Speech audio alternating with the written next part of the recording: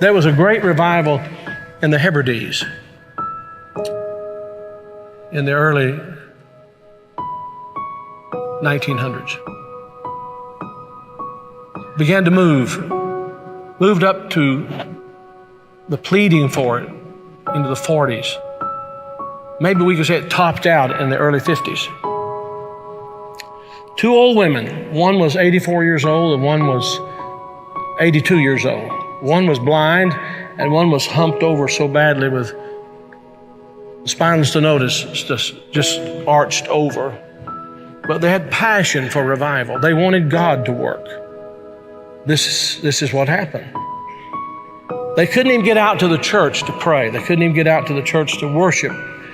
Their house became a place to meet. People came in. They got so passionate about revival coming to their isle, the Isle of Lewis. They got so passionate about it.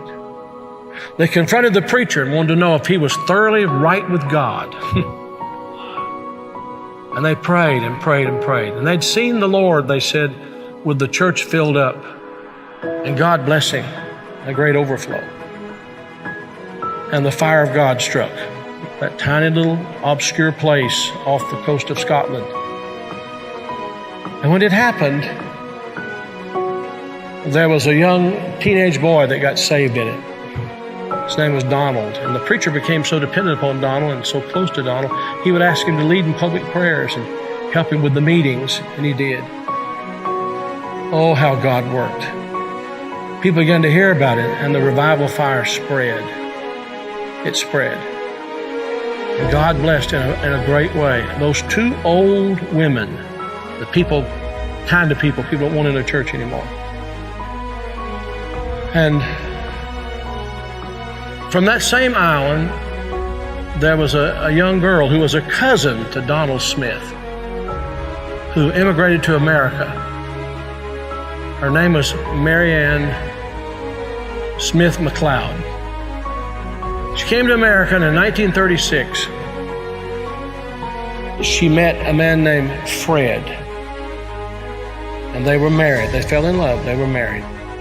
God blessed in a great way. And those old women were her aunts. And they came out of that fiery revival, They really experienced revival. And they sent a Bible, a copy of the Word of God that had been used in a special way in that revival, to Mary Ann. She started having children. I think it was 1937, she had her first child. They named him after his father, Fred. Then she had her second child, named after herself, Mary Ann. Then she had her third child, Elizabeth. Then she had her fourth child. And she was so impacted by this teenage boy God had used in that revival of the Hebrides. She named him Donald. And she gave him that Bible, that Hebrides Revival Bible. He was born in 1946.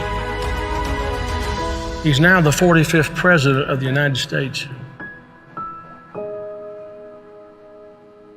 And that Revival Bible is in the Oval Office. I'm saying to you, I don't know how, why, I don't know how it all comes together.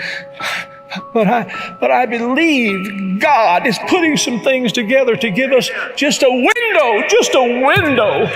If he could find some open people who know what the window's for. Can this be the time the window's open? Providentially, God has prepared the moment, and we will become the people of prayer, pleading with God. This is a plea. Will thou not revive us again? Will you be a part of that? Will you?